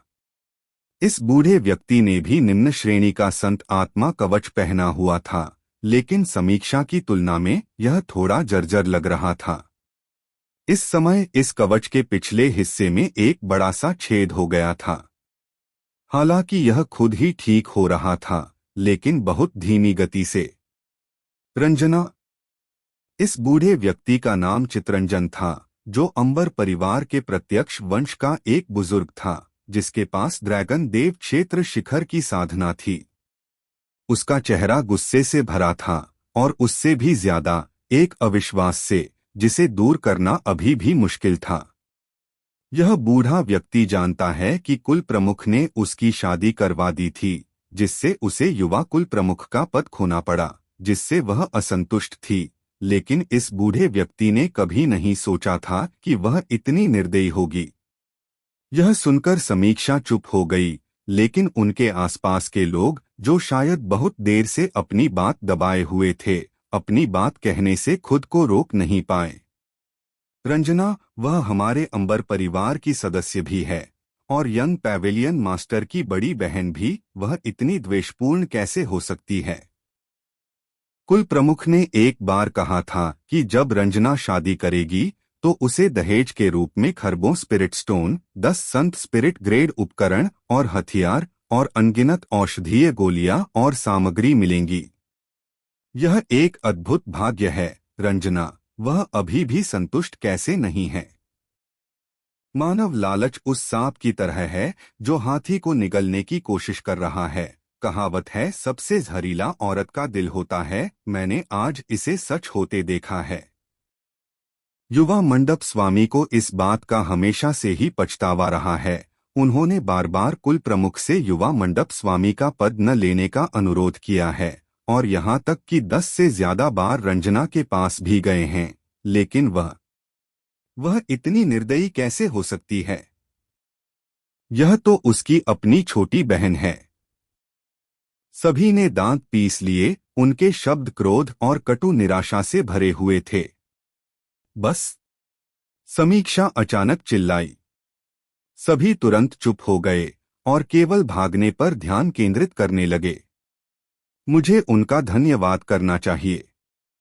उन्होंने ही मुझे निर्दयी होना सिखाया था और उन्होंने ही मुझे समझाया था कि ठंडक क्या होती है। यह सुनकर चितरंजन और बाकी लोगों ने एक दूसरे को देखा। सभी ने मन ही मन आह भरी, बिना कुछ कहे सिर हिलाया। तभी चितरंजन के हाव भाव अचानक बदल गए। उन्होंने पीछे मुड़कर देखा और तुरंत कहा, वे यहाँ हैं। सबने एक साथ अपना सिर घुमाया। तभी पीछे से आती तेज हवा की आवाज सुनाई दी। उसके तुरंत बाद एक आकृतियां दिखाई दीं। दूर से देखने पर वास्तव में 500 से ज्यादा लोग थे। उनका नेतृत्व एक पुरुष और एक महिला कर रहे थे। महिला सुंदर थी, लेकिन उसके चेहरे पर एक भावहीन भाव था, जबकि पुरुष सुंदर था, लेकिन उसके चेहरे पर एक तिरस्कारपूर्ण व्यंग्य था। समीक्षा, मेरे सोम परिवार ने यहाँ एक ऐसा जाल बिछा दिया है जिससे बच पाना मुश्किल है। तुम और कहाँ भाग सकते हो? वह आदमी जोर से हंसा। अगर देव इस समय यहाँ होता तो वह जरूर पहचान लेता कि यह व्यक्ति कोई और नहीं बल्कि तैमूर ही है। और वह महिला स्वाभाविक रूप से रंजना थी। यहाँ पहुँचने के बाद दोनों अलग भी हो गए थे और मूल रूप से अंतिम महाविस्फोट के दौरान समीक्षा को घेरने की योजना बना रहे थे। अप्रत्याशित रूप से वे 2 दिन पहले ही मिल चुके थे और प्रत्येक 200 से ज्यादा लोगों को लेकर आया था, कुल मिलाकर 500 से ज्यादा लोग। उन्हें और भी ज्यादा रोमांचित करने वाली बात यह थी कि इसी पल उनका सामना समीक्षा से हुआ। समीक्षा के साथ सिर्फ 100 लोग थे। जाहिर है कि वह अभी तक अंबर परिवार के सदस्यों से पूरी तरह से नहीं मिली थी। जब वे पहली बार मिले तो समीक्षा बेहद खुश थी, यह सोचकर कि रंजना, तैमूर और बाकी लोगों के साथ रहने से वे इस प्राचीन युद्ध क्षेत्र में ज्यादा सुरक्षित रहेंगे। वह रंजना के पास जाने के लिए आगे बढ़ी, लेकिन उसने कभी नहीं सोचा था कि रंजना सीधे हमला कर देगा। समीक्षा के पास कोई सुरक्षा गार्ड नहीं था। हालांकि वह जानती थी कि रंजना उससे नाखुश है। उसकी नजर में यह उसकी बड़ी बहन थी, उसकी अपनी बड़ी बहन। आखिर उसकी अपनी बड़ी बहन उस पर हमला कैसे कर सकती है? हालांकि उसकी अपनी बड़ी बहन ने उस पर हमला किया। रंजना बेहद क्रूर थी, सीधे तौर पर घातक प्रहार करने की फिराक में थी। समीक्षा के बचने का कोई मौका नहीं छोड़ना चाहती थी। अगर समीक्षा ने तुरंत प्रतिक्रिया न दी होती तो शायद येलो स्प्रिंग्स में ही उसकी मौत हो चुकी होती। फिर भी वह गंभीर रूप से घायल हो गई थी, जिससे उसकी साधना में काफी गिरावट आई थी और वह अब तक ठीक नहीं हुई थी। और चितरंजन और अन्य 100 से ज्यादा लोगों को तुरंत घेर लिया गया। हालांकि वे पहरे पर थे, उनकी संख्या बहुत कम थी और उनका कत्लेआम तब तक होता रहा जब तक कि केवल दर्जनों ही नहीं रह गए। इसके बाद भागना और पीछा करना शुरू हो गया। तुम बच नहीं सकते, तैमूर फिर बोला, जोर से हंसते हुए। उसके शब्द हत्या के इरादे और उपहास से भरे हुए थे। तैमूर? समीक्षा चुप रही, लेकिन चितरंजन ने तैमूर की ओर मुड़कर दांत पीसते हुए कहा, तुममें सचमुच बहुत साहस है। 13 परिवारों के सदस्य होने के नाते तुम्हें अंबर परिवार की नींद के बारे में पता होना चाहिए। अगर यह बात परिवार तक पहुंच जाती और कुल प्रमुख के कानों तक पहुंच जाती तो कोई स्वर्गीय राजा भी तुम्हें नहीं बचा सकता था। अंबर परिवार तक पहुंचो। क्या तुम सपना देख रहे हो? तैमूर ने व्यंग्य किया। चितरंजन, जो कई सदियों से जीवित है, तुम बिना सोचे समझे कैसे बोल सकती हो? क्या तुम्हें लगता है कि इस तरह की धमकी मुझ पर काम करती है? अगर यह काम करती तो यह युवा गुरु तुम्हारा पीछा क्यों कर रहा होता और तुम्हें क्यों मार रहा होता? अंबर परिवार को इसकी सूचना देने का तुम्हारा विचार पूरी तरह से बेतुका है। आज यह युवा गुरु यह सुनिश्चित करेगा कि तुम सब यहीं नष्ट हो जाओ। चित्रंजन का क्रोध बढ़ गया और उसकी नजर रंजना पर पड़ी। युवा मिस युवा मंडप। समीक्षा आपकी अपनी छोटी बहन है। आप दोनों का पालन पोषण इसी बूढ़े ने किया है। जब आप छोटी थीं तो आपका व्यक्तित्व बहुत सौम्य था और जब भी आप परिवार के सदस्यों के साथ खेलती थीं और आपको धमकाया जाता था, समीक्षा हमेशा आपका साथ देती थी। समय के साथ किसी ने भी आपको धमकाने की हिम्मत नहीं की। आप अब ऐसी कैसे हो गईं? आप तो पहले इतनी दुष्ट और निर्दयी बच्ची नहीं थीं। अंकल चित्रंजन, क्या अब भी ये बातें कहना उपयोगी है? रंजना बोली। उसके चेहरे पर अभी भी भाव नहीं था। बचपन की बातें हमारी अज्ञानता से पैदा होती हैं और उनकी तुलना वर्तमान से नहीं की जा सकती। मेरे रुतबे को देखते हुए बड़े होने के बाद स्वाभाविक रूप से कोई भी मुझे धमकाने की हिम्मत नहीं करेगा। लेकिन बड़ा होना तो बड़ा होना है और बचपन तो बचपन है। चित्रंजन ने उसे समझाने की कोशिश की। बचपन में तथाकथित बदमाशी तो बस खेल खेल में होती थी, लेकिन तुम्हें समझना चाहिए कि तुम्हारी छोटी बहन जी जान से तुम्हारी रक्षा करना चाहती थी और कभी नहीं चाहती थी कि तुम्हें जरा सी भी तकलीफ हो। ऐसा तो किसी बड़ी बहन को करना चाहिए था। समीक्षा का व्यक्तित्व भी तुम्हारे जैसा ही है, लेकिन तुम्हारी रक्षा के लिए उसने खुद को मजबूत बनने पर मजबूर कर दिया। रंजना चुप हो गई, लेकिन तैमूर ने व्यंग्यात्मक लहजे में कहा, चित्रंजन, मैं तुम्हें सलाह देता हूं कि भावनाओं या तर्क का सहारा मत लो। आज का मामला तो तय हो चुका है, जो हो गया सो हो गया। रंजना मेरी मंगेतर है और मैं आज उसकी मदद कर रहा हूं। अगर हम अभी रुक गए तो मेरा सोंग परिवार जरूर फंस जाएगा। रंजना ऐसा नहीं कर सकती। आखिरकार वह भविष्य में सोंग परिवार की सदस्य होगी, अंबर परिवार की नहीं। अगर किसी को दोष देना है तो वह सिर्फ उस बूढ़े आदमी का है, तुम्हारे अंबर परिवार के कुल प्रमुख का फैसला। उसी की इस बर्दस्ती ने आज रंजना को जन्म दिया है। असल में रंजना अभी भी एक साधारण महिला ही है। वह ऐसे संघर्षों में हिस्सा नहीं लेना चाहती। यह तुम्हारा अंबर परिवार है, समीक्षा ही है जिसने रंजना को इस तरह की महिला बनने पर मजबूर किया। तुम बकवास कर रहे हो। चित्रंजन की आंखें ठंडी हो गईं। तैमूर, तुम सोंग परिवार के एक प्रतिष्ठित युवा गुरु, सोंग परिवार के भावी कुल प्रमुख, उस नीलामी में तुमने बार बार समीक्षा को बदनाम करने की कोशिश की और अब तुम इस तरह का छुपकर हमला कर रहे हो। बेहद नीचता और बेशर्मी से काम कर रही हो। अंबर परिवार सचमुच बदकिस्मत है कि उसे तुम्हारे जैसा युवा कुल प्रमुख मिला है।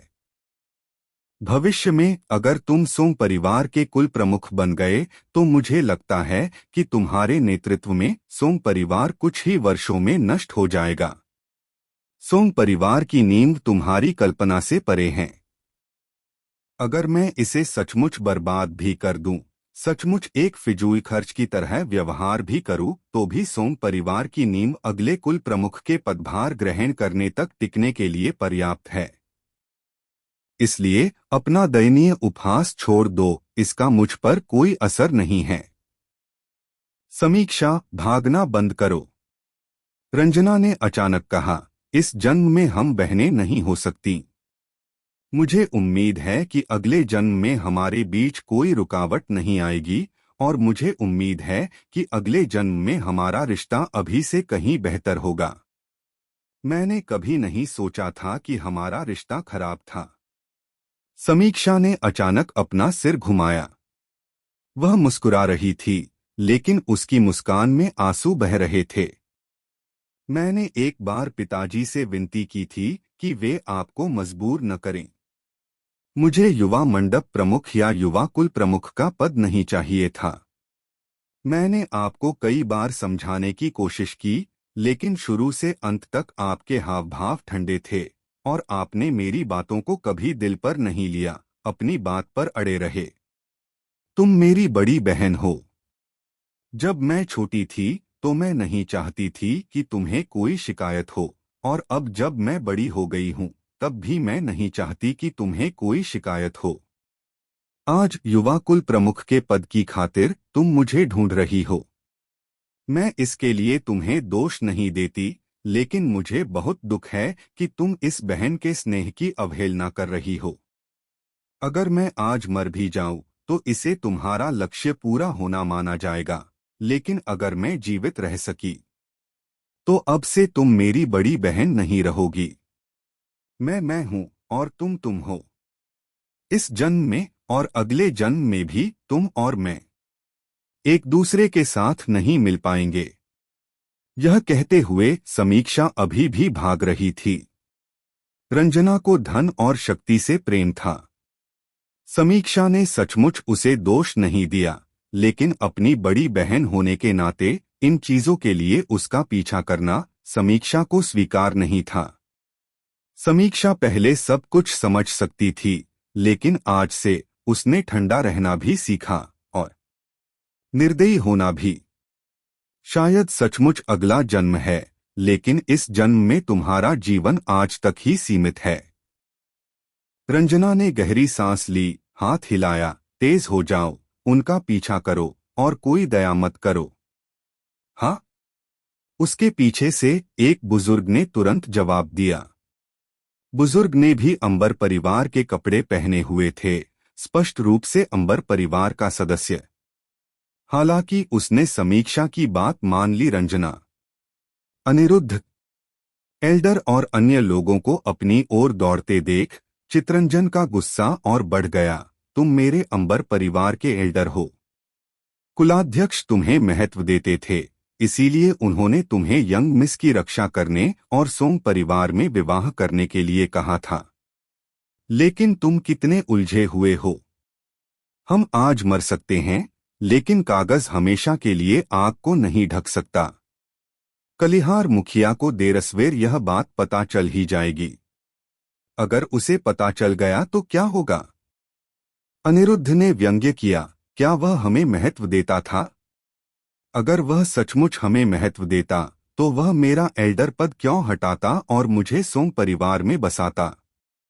अगर कलिहार मुखिया को भविष्य में यह बात सच में पता भी चल जाए तो भी वह मेरा कुछ नहीं कर सकता। आखिरकार ऊपरी तौर पर हालांकि इस बूढ़े का उपनाम अभी भी अंबर है, लेकिन ज्यादा समय नहीं लगेगा जब इस बूढ़े का उपनाम सौंग हो जाएगा। क्या तुम्हें नहीं लगता? तुम सब कितने मूर्ख हो। यह तर्क बेकार देखकर चितरंजन ने फिर धमकी दी, मत भूलना तुम्हारे परिवार अभी भी अंबर परिवार में हैं।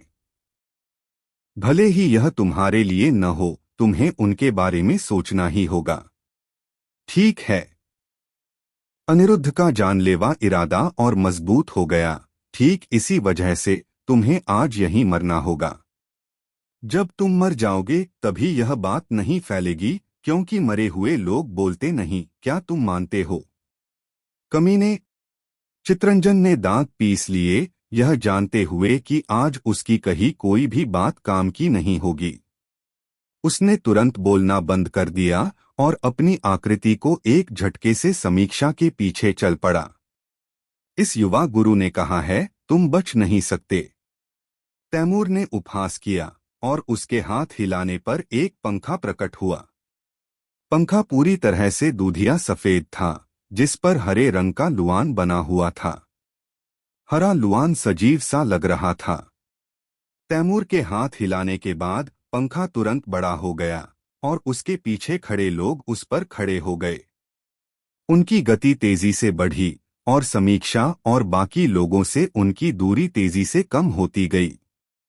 तुम मरते हुए लोग पहले ही अपनी अंतिम सीमा पर पहुंच चुके हो। मैं तुम्हें सलाह देता हूं कि मरने से पहले अपनी क्यूई बचा लो और खुद को और आरामदायक बना लो। तैमूर ने व्यंग्य किया। इस बार तुमसे निपटने के लिए यह युवा गुरु विशेष रूप से मेरे सोम परिवार के कुलरक्षक खजाने स्वर्गीय देव कुल्हाड़ी को लेकर आया है। यह एक उच्च श्रेणी का संत आत्मा श्रेणी का हथियार है। तुम्हें मारना सब्जियां काटने जितना आसान है।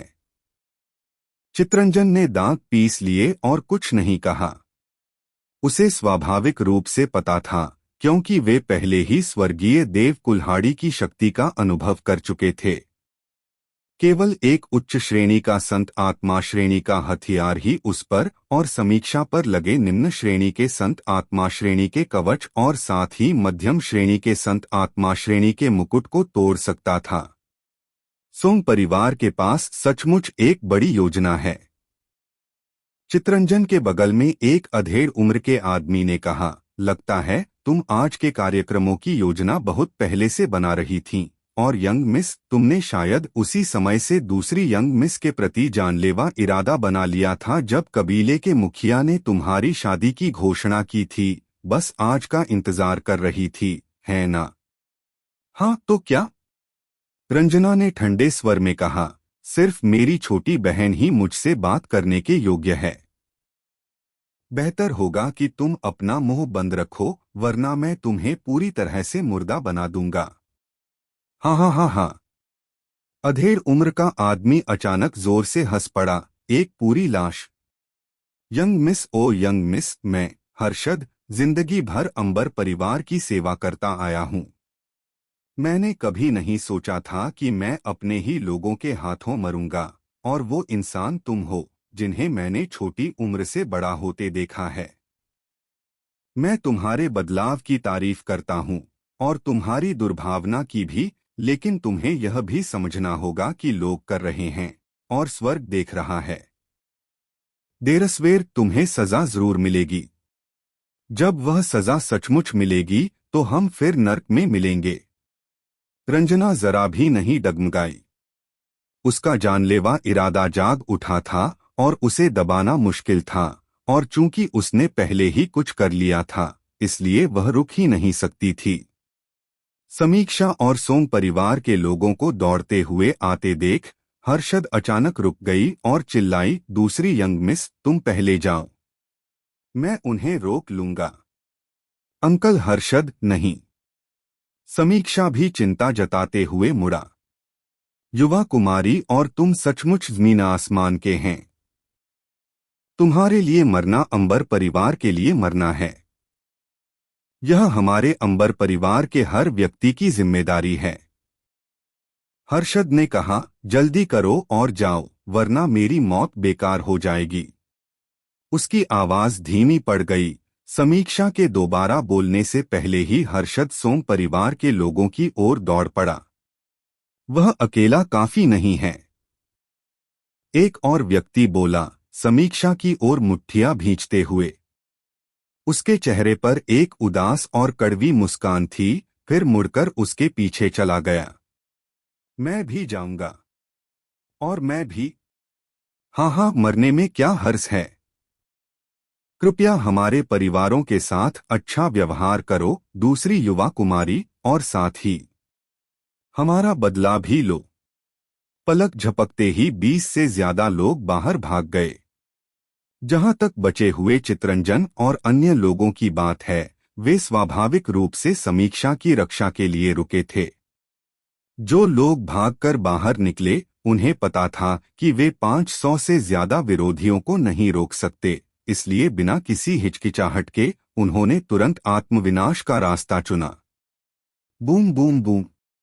20 से ज्यादा ड्रैगन गॉड लोक साधकों के आत्मविनाश से जबरदस्त शक्ति उत्पन्न हुई। इस आश्चर्यजनक प्रभाव ने न केवल समीक्षा और अन्य लोगों, बल्कि अंबर परिवार के सदस्यों को भी रुकने पर मजबूर कर दिया, बल्कि उन्हें सीधे पीछे धकेल दिया। इससे समीक्षा को कुछ समय जरूर मिला। नहीं। समीक्षा की आंखें तुरंत लाल हो गईं और वह उन्माद से चीख पड़ी। उन 20 से ज्यादा आकृतियों को देखकर, जिन्होंने उसे बड़ा होते देखा था, हमेशा उसकी रक्षा की थी, और जब से वह याद कर सकती थी, उसके दिल में गहराई से अंकित थे, समीक्षा का दिल बेहद दर्द से कांप उठा। हालांकि ये लोग उसके खून के रिश्तेदार नहीं थे, उसके माता पिता उसके जन्म से ही दूसरे कामों में व्यस्त थे। यही लोग हमेशा उसके साथ रहे थे। एक तरह से वे उसके अपने माता पिता से भी ज्यादा उसके करीब थे। लेकिन इस पल ये लोग हमेशा के लिए चले गए थे, कभी वापस नहीं आने के लिए। आत्मविनाश केवल भौतिक शरीर की मृत्यु नहीं थी, बल्कि शरीर और आत्मा दोनों का पूर्ण विनाश था, अन्यथा इसमें इतनी अपार शक्ति नहीं होती। उसकी रक्षा के लिए उन्होंने पुनर्जन्म का अवसर खो दिया। अब से ये 20 से ज्यादा आकृतियां इस दुनिया से हमेशा के लिए गायब हो जाएंगी, पीछे छोड़ जाएंगी सिर्फ अपने नाम और समीक्षा की यादें। युवा कुमारी, जल्दी करो। चित्रंजन आगे बढ़ा और समीक्षा से तुरंत बात की। हालांकि समीक्षा बहुत दर्द में थी, फिर भी वह इस समय शांत थी, यह जानते हुए कि अब रुकने का समय नहीं है। उसने अपने चांदी के दांतों को कसकर भींच लिया। उसकी आंखों से लगातार आंसू बह रहे थे, जिससे उसके सुंदर चेहरे पर 2 आंसू के निशान पड़ गए। वह तेजी से आगे बढ़ी, ड्रैगन फोर्स ने उसे जकड़ लिया और समय समय पर उसने औषधीय गोलियां निकाली और उन्हें खाकर सीधे दूर की ओर बढ़ गई। चित्रंजन और बाकी लोग उसके पीछे पीछे चल पड़े। हालांकि उनकी साधना समीक्षा से ऊंची थी, लेकिन वे उससे उतने तेज नहीं थे। समीक्षा ने अपने पैरों में एक जोड़ी जूते पहने थे, जो निम्न श्रेणी के संत आत्मा ग्रेड के थे, जिससे उसकी गति बढ़ गई। जब समीक्षा ने अपनी गति बढ़ाई, तो जूते एक गहरी रोशनी से चमक उठे। रंजना, जो उसका पीछा कर रही थी, ने यह देखा और उसकी ईर्ष्या और बढ़ गई।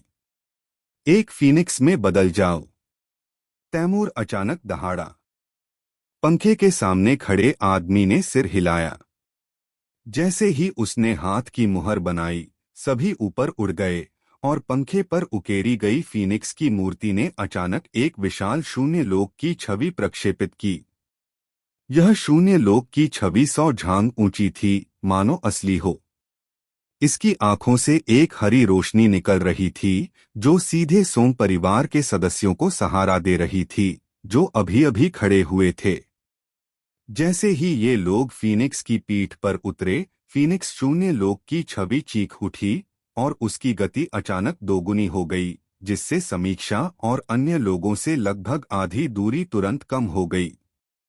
उसी समय रंजना के चेहरे पर ठंडक छा गई और उसने धीमी आवाज में कहा, थंडर क्लाउड मैप दिखाओ। हाँ? अनिरुद्ध, जो उसके बगल में था, ने जवाब दिया। उसके हाथ हिलाने पर 2 मीटर लंबा एक स्क्रॉल तुरंत प्रकट हुआ। इस स्क्रॉल पर एक गहरे भूरे रंग का बादल बना हुआ था। अनिरुद्ध की ड्रैगन फोर्स के सक्रिय होने पर बादल अचानक स्क्रॉल से बाहर निकला और शून्य क्षेत्र में एक धमाके के साथ फैलकर 100 झांग की लंबाई तक पहुंच गया, जिससे अनिरुद्ध और अन्य लोग उस पर खड़े हो गए। उनकी गति फीनिक्स शून्य क्षेत्र की छवि के बराबर थी और वे भी पल भर में समीक्षा और अन्य लोगों के पास पहुंच गए। उसी समय तैमूर ने उपहास किया और अपनी उंगली से शून्य क्षेत्र को हल्के से थपथपाया। शून्य क्षेत्र फटा हुआ सा प्रतीत हुआ और एक दरार दिखाई दी। इस दरार से एक प्रचंड श्वेत प्रकाश फूट पड़ा, अविश्वसनीय रूप से घना, सूर्य की तरह, इतना चमकीला कि लोगों की आंखें खोलना मुश्किल हो गया। जैसे ही यह श्वेत प्रकाश फैला, एक विशाल कुल्हाड़ी सीधे उसमें से खींची गई। कुल्हाड़ी 10 झांग आकार की थी। उसके हैंडल पर अनगिनत प्रतीक उकेरे गए थे, जो लकड़ी जैसे लग रहे थे, लेकिन उस पर नक्काशीदार ड्रैगन और फीनिक्स लगे थे, जो बहुत ही जीवंत लग रहे थे। और कुल्हाड़ी के सिरे से एक आश्चर्यजनक रूप से तेज रोशनी निकली। जब कुल्हाड़ी निकाली गई और तैमूर के हाथ में आई, तो तैमूर ने उसे जोर से घुमाया। धमाका! एक जबरदस्त आवाज, मानो दुनिया तबाह होने वाली हो या मानो अंतहीन गड़गड़ाहट हो रही हो। ऐसा लग रहा था मानो कुल्हाड़ी का यह एक ही वार आकाश को चीर कर उसे नष्ट कर देगा। यह सोंग परिवार के कुलरक्षक खजानों में से एक था, उच्च श्रेणी का संत आत्मा श्रेणी का हथियार, स्वर्गीय देव कुल्हाड़ी। संत आत्मा श्रेणी के स्तर पर श्रेणी में हर छोटा सा अंतर एक खाई जैसा था।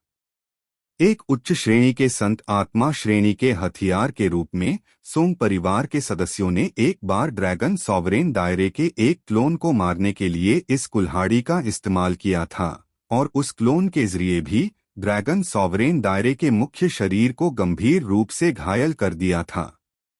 इसकी शक्ति स्पष्ट थी। हालांकि इस समय तैमूर की साधना अभी भी कमजोर थी, अपनी शक्ति का केवल एक अंश ही प्रकट कर पा रही थी। तैमूर के अनुसार यह शक्ति समीक्षा को मारने के लिए पर्याप्त थी। मर जाओ। तैमूर की आंखें बेहद ठंडी थीं। समीक्षा की ओर उसकी निगाहों में लालच की झलक थी, लेकिन यह लालच जल्दी ही गायब हो गया और हत्या के इरादे में बदल गया। जैसे ही कुल्हाड़ी नीचे झुकी, एक जबरदस्त गर्जना हुई। यह प्राचीन युद्ध क्षेत्र था, जहां शून्य लोक में दरारें पड़ना मुश्किल था, लेकिन इस समय जहां भी कुल्हाड़ी गुजरती, अनगिनत लहरें और निशान दिखाई देते, मानो वह सब कुछ चकनाचूर कर देगी। जैसे ही कुल्हाड़ी नीचे उतरी, उसका शरीर, जो पहले केवल 10 झांग लंबा था, तेजी से फैल गया, 100 झांग तक पहुंच गया, फिर 1000 झांग तक, और अंततः समीक्षा के भागने के सारे रास्ते बंद कर दिए। दूर से वह एक विशाल काले बादल जैसा लग रहा था, जिसने समीक्षा के पूरे संसार को ढक लिया था, जिससे बचना नामुमकिन हो गया था। युवा कुमारी, आपको जाना ही होगा। चितरंजन ने समीक्षा को गहराई से देखा, जिससे उसकी मुस्कान उभर आई। इस मुस्कान में अनिच्छा, स्नेह, लाचारी और दुरख भी था। नहीं, नहीं। समीक्षा अपना सिर हिलाती रही, और उसके आंसू बहते रहे। इस समय उसका सुंदर चेहरा आंसुओं से सना हुआ और बहुत दयनीय था। कुल प्रमुख ने तुम्हें एक बार एक जीवन रक्षक वस्तु दी थी। तुमने उसे अब तक संभाल कर रखा है। इस समय इसका उपयोग करने का समय आ गया है। चितरंजन ने एक गहरी सांस ली, समीक्षा को आखिरी बार देखा, और फिर कुछ नहीं कहा। इसके बजाय उसकी आकृति चमक उठी, सीधे हवा में तैर गई। उसके हाथ के एक झटके से एक लंबा भाला प्रकट हुआ। यह लंबा भाला एक उच्च श्रेणी का बैंगनी स्वर्ण श्रेणी का हथियार था, जो पूरे शरीर में बैंगनी सुनहरी रोशनी बिखेर रहा था। चितरंजन ने अपना बचाव करने की कोई कोशिश नहीं की और सीधे कुल्हाड़ी की ओर बढ़ गया। बड़े चित्तरंजन, हम आपकी सहायता के लिए यहाँ हैं। किसी और ने दहाड़ लगाई, यह जानते हुए कि चितरंजन अकेले कुल्हाड़ी को रोक तो सकती है, लेकिन अनिरुद्ध और कई अन्य लोगों की घेराबंदी का सामना नहीं कर सकती। उन्होंने पहले ही मरने का संकल्प ले लिया था। उन्होंने समीक्षा को एक उदास मुस्कान दी, फिर गहरी सांस ली, दृढ़ निश्चय और दृढ़ता दिखाते हुए, और चितरंजन के पीछे पीछे चल पड़े। नहीं। समीक्षा ने अपनी मुट्ठियां भींचते हुए अपने चांदी के दांतों को कसकर भींच लिया। उसके नाखून उसके शरीर में गहराई तक धंस गए थे और खून बह रहा था, लेकिन उसे इसका एहसास ही नहीं हो रहा था। उसके लिए इस समय शारीरिक पीड़ा भावनात्मक पीड़ा से कहीं कम तीव्र थी। चितरंजन, हालांकि वह उसे चाचा कहती थी, उसके प्यारे दादा जैसे थे। बचपन से लेकर जवानी तक जब भी वह चितरंजन को देखती, चाहे कुछ भी हो जाए, वह हमेशा उसे देखकर मुस्कुराता। वह एक विशाल पर्वत की तरह था, एक ऐसा पर्वत जिस पर वह हमेशा भरोसा कर सकती थी।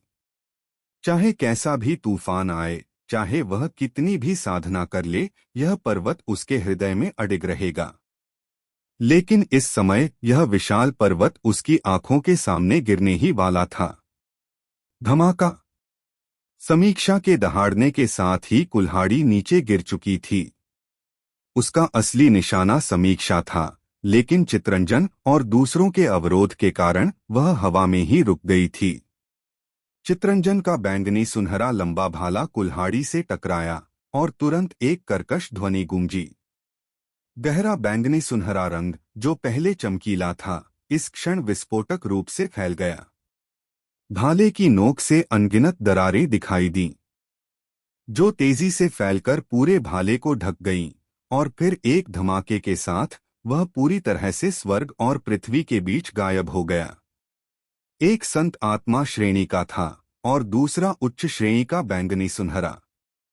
इसने स्वाभाविक रूप से एक प्रबल दमन पैदा किया, खासकर इस स्तर पर यह पूरी तरह से कुचलने और व्यापक रूप से प्रहार करने वाला था।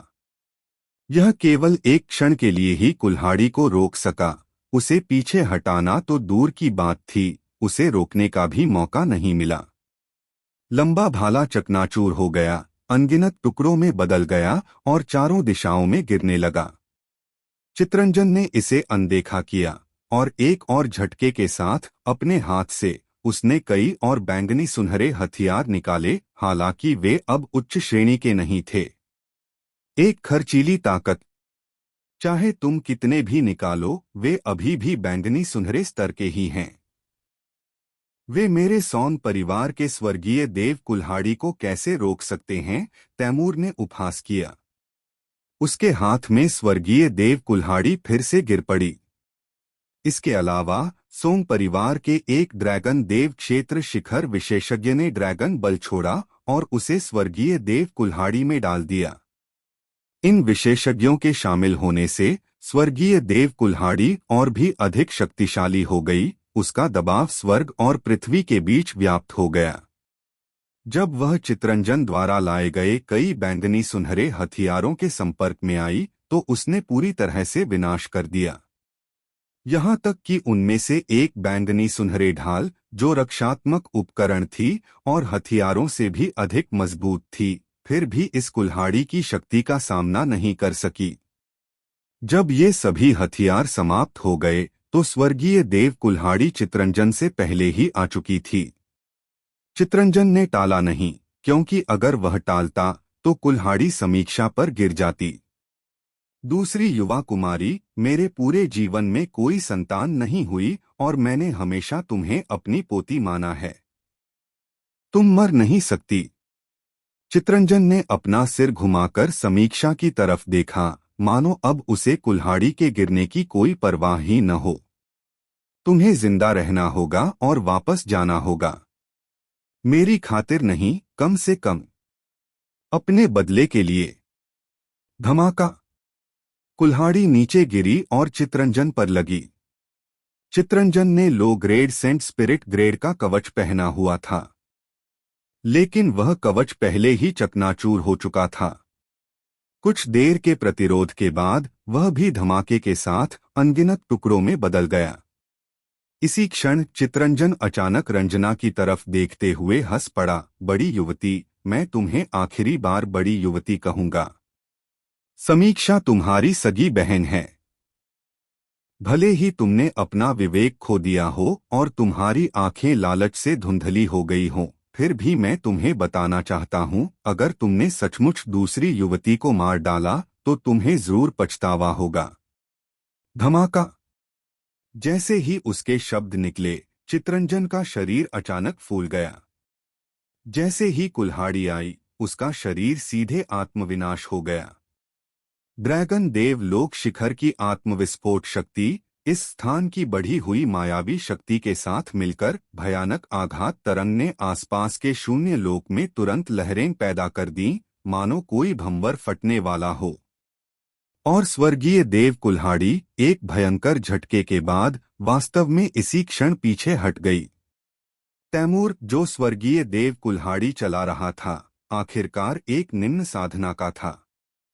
प्रचंड प्रहार के कारण एक प्रबल प्रतिघात बल आया और जैसे ही स्वर्गीय देव कुल्हाड़ी पीछे हटी, तैमूर का हाथ जोर से कांप उठा और उसके बाघ के मुंह को ऐसा लगा जैसे उसे कोई जोरदार झटका लगा हो, जिससे उसने सीधे मुंह में ताजा खून थूक दिया।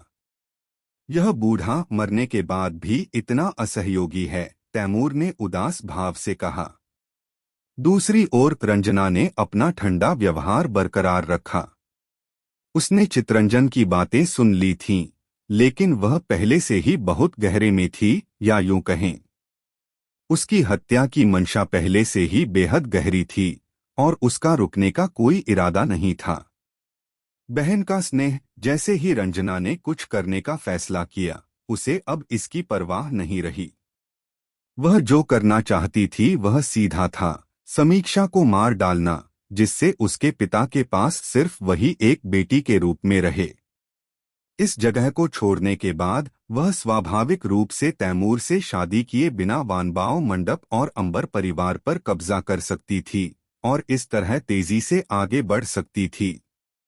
भले ही उसकी साधना अपर्याप्त हो, फिर भी वह 10,000 लोगों से ऊपर होगी। अंकल चितरंजन। चितरंजन के आत्मविस्फोट को देखकर समीक्षा का दिल मानो फट गया हो। उसने सोचा था कि वह पहले से ही ठंडी और भावहीन है,